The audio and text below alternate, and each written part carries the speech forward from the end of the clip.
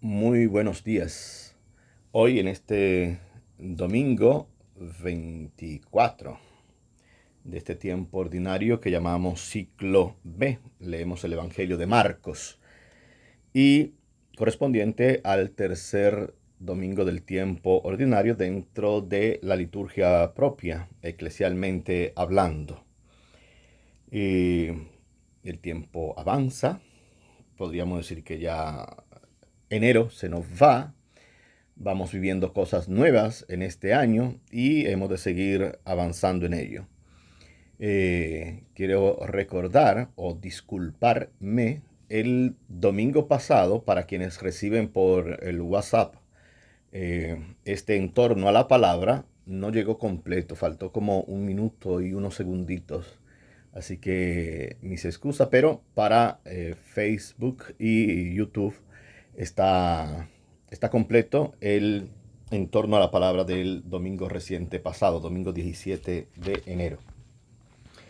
Hoy la palabra nos invita con la lectura del profeta Jonás como primera lectura, esa novelita brevísima que aparece en el Antiguo Testamento. Jonás capítulo 3, verso 1 al 5 y versículo 10. Dice el texto: En aquellos días vino la palabra del Señor sobre Jonás: levántate y vete a Nínive, la gran ciudad, y predícale el mensaje que te digo. Se levantó Jonás y fue a Nínive, como mandó el Señor. Nínive era una gran ciudad, 3 días hacían falta para recorrerla. Comenzó Jonás a entrar por la ciudad y caminó durante un día proclamando: dentro de 40 días Nínive será destruida. Creyeron en Dios los ninivitas, proclamaron el ayuno y se vistieron de saco, grandes y pequeños. Y vio Dios sus obras, su conversión de la mala vida, se compadeció y se arrepintió Dios de la catástrofe con que había amenazado a Nínive, y no la ejecutó. Palabra de Dios. Respondemos con el Salmo 24 hoy: Señor, enséñame tus caminos. Señor, enséñame tus caminos, instrúyeme en tus sendas, haz que camine con lealtad, enséñame porque tú eres mi Dios y Salvador. Señor, enséñame tus caminos. Recuerda, Señor, que tu ternura y tu misericordia son eternas. Acuérdate de mí con misericordia por tu bondad, Señor. Señor, enséñame tus caminos. El Señor es bueno y recto, y enseña el camino a los pecadores. Hace caminar a los humildes con rectitud, enseña su camino a los humildes. Señor, enséñame tus caminos.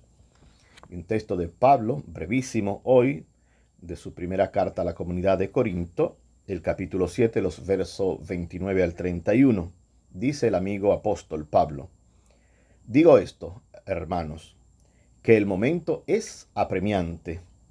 Queda como solución que los que tienen mujer vivan como si no la tuvieran, los que lloran como si no lloraran, los que están alegres como si no lo estuvieran, los que compran como si no poseyeran, los que negocian en el mundo como si no disfrutaran de él, porque la representación de este mundo se termina.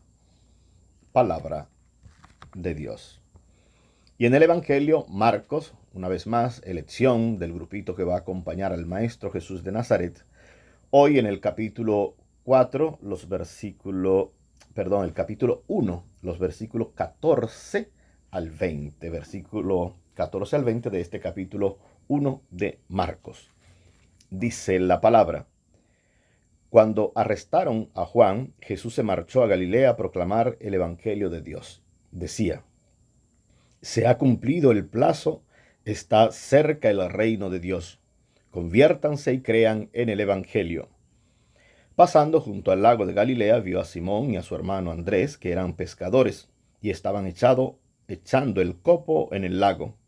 Jesús les dijo: vengan conmigo y les haré pescadores de hombre. Inmediatamente dejaron las redes y lo siguieron. Un poco más adelante vio a Santiago, hijo de Zebedeo, y a su hermano Juan, que estaban en la barca repasando las redes. Los llamó dejaron a su padre Zebedeo en la barca con los jornaleros y se marcharon con él. Palabra del Señor. Estos son los textos para hoy.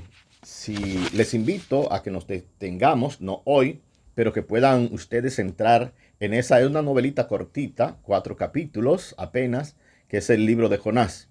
Y lo que intenta narrar esta novela, que es una representación, novela como tal, no es un hecho históricamente hablando que podamos decir, pero sí, lo que intenta en el fondo es mostrar la misericordia Rahamín de un Dios que ama y que incluso a una ciudad corrupta y corruptora como Nínive, dentro de esa novela, el Señor tiene compasión siempre si hay conversión y transformación interior de aquellos que son tocados por la palabra del profeta, por la palabra de aquellos que anuncian lo que dice el Señor.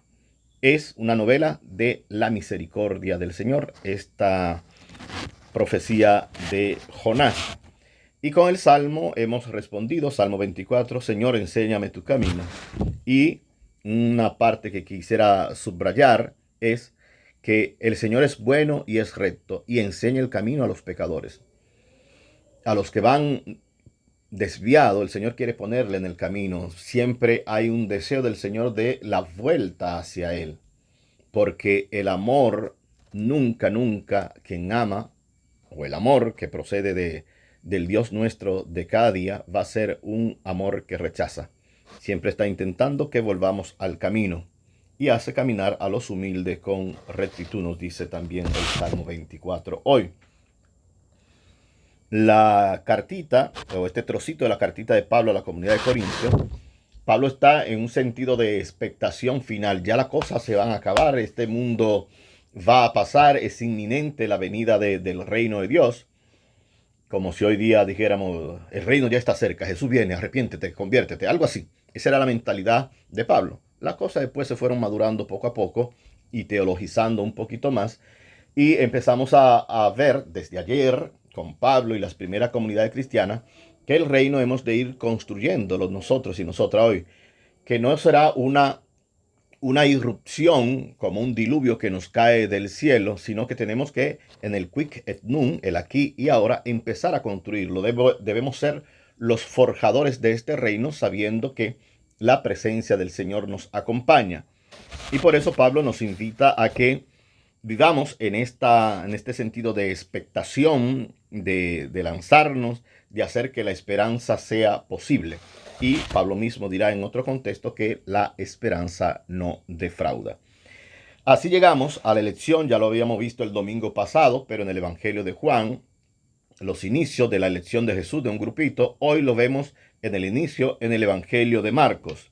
Y el texto nos presenta que una vez fue arrestado Juan el Bautista, alguien levanta la bandera que proclamaba Juan. Y el que va a levantar la bandera es Jesús, es decir, la predicación del reino no se acaba. Donde cae uno, se levantan otros tantos, como dirían antiguamente, decía Tertuliano. La sangre de los mártires es semilla de nuevo cristiano. Allí donde cae uno, otro se levanta. Cayó Juan en prisión, apresado, Juan el Bautista, y Jesús arranca su predicación.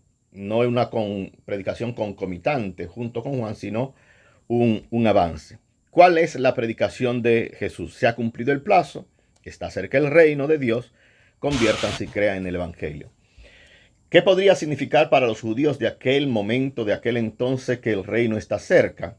Ellos que han venido, tienen la experiencia más cercana del reino de los macabeos en su momento, y que fue un reino teocrático, la política con la religión mezclada, y que también fue duro para el pueblo, que tuvieron el reino de los Seleucidas, de los griegos, que tuvieron el reino aplastante de los emperadores romanos, que tuvieron los reinos por unos 500 años, desde Saúl, David, Salomón y toda esa descendencia, que fueron reinos ciertamente, pero que a final de cuentas se aprovecharon del pueblo.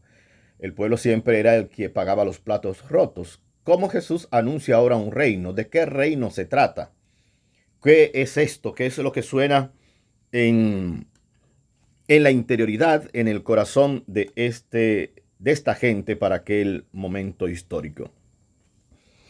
Jesús hablará y su accionar, la persona de Jesús y su accionar hablará de qué modelo de reino es y cuál es el modelo de reino que ya está cerca, el reino que está al lado de los humildes, de los pobres, que lo pone en el centro de la historia, que son los privilegiados, lo que diría el Antiguo Testamento como Anahuin Yahweh, el reino de Yahvé, o mejor dicho, los pobres de Yahvé, en este Malcú Yahweh, reino de Dios.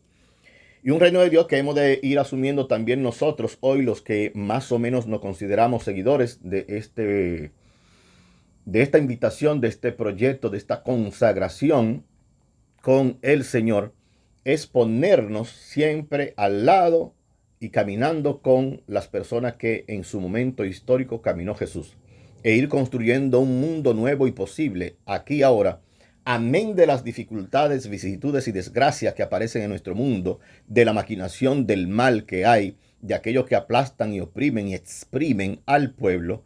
A quienes nos consideramos seguidores de Jesús, nos cuesta apostar por la buena nueva, que es Evangelion, que es una buena noticia y que es transformación total y radical de la situación vigente, para hacer que sea posible el reino de justicia y de la paz, el reino de todos y todas, como Jesús lo anunció y en su persona lo vivió.